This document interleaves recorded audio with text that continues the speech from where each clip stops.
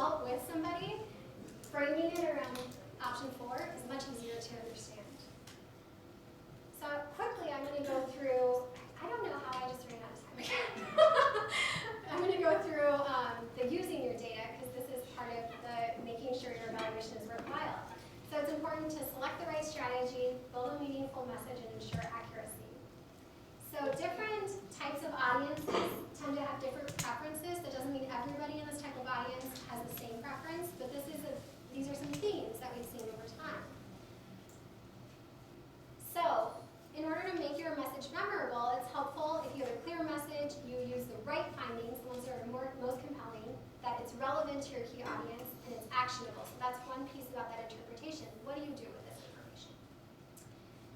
And so again, it's important to protect your confidentiality when you're reporting results. So note that if there's a small sample size, you shouldn't report the results. If it's a sample that is not easily added to another group, don't do it. So we see a lot of people collapsing different groups in order to be able to report on results, but you need to make sure that those are meaningful choices. And then note potentially controversial, identifying or sensitive statements, and make decisions about what to do with that. Usually, if it's identifying, you want to exclude it.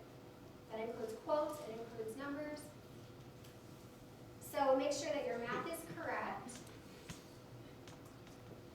Add context by providing out of how many. So if I did a survey in this class and all of you participated, and I said that 50% really loved Aladdin as their favorite Disney movie, that's very different than if I did a survey in this class and 10 of you participated.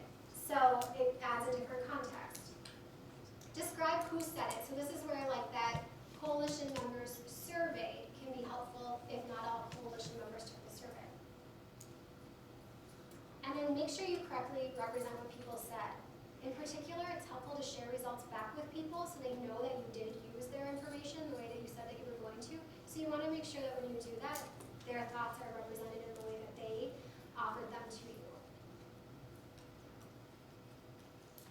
Provide balanced information, so don't do that cherry picking. Okay, so I wanted to leave enough time for questions. Questions?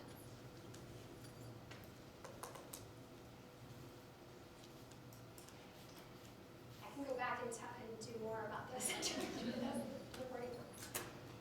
Yeah. Do you spend more of your time looking at agencies and their effectiveness, or like taking a demographic, like you said, with the homeless population and looking at, or secondhand smokers or whatever? Yeah, that's a really good question.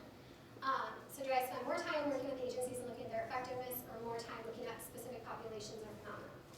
So I spend more of my time working with agencies and looking at their effectiveness, but it's close. It's maybe like 60-40, and a lot of the work looking at specific populations or specific phenomenon is actually driven more by my workplace than by clients. So the question with clients is more about the agency effectiveness and the work that I do because we think it's important. It's more about that population. Any other questions?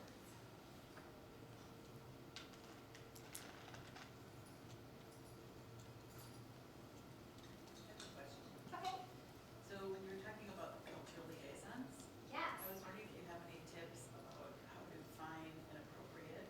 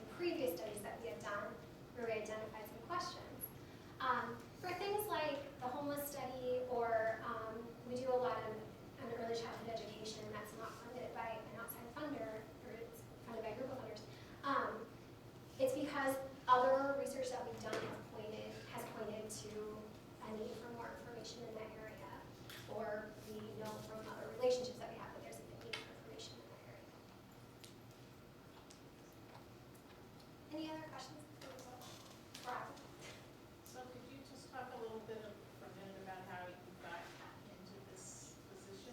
Sure. Actually, it was the statewide homeless study. So when I was a student in family social science, I got to work on a research project, and I didn't even actually know that that was like a viable pathway at the time, because I started on the research project as an undergraduate and then continued doing research as a graduate student. And so then I was like, ooh, I'm really into this research thing. It's fun, it's interesting, I love learning. And so then I stumbled upon the statewide homeless study on Wilder Research's website, because I was referencing it in a paper for a class, and I realized that there's research that's applied research. And so it's research that's out in the community, working with community organizations versus academic research.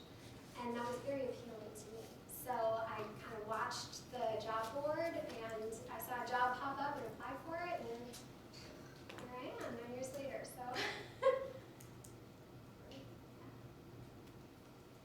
anything else? Thank you all. Thank you for being here.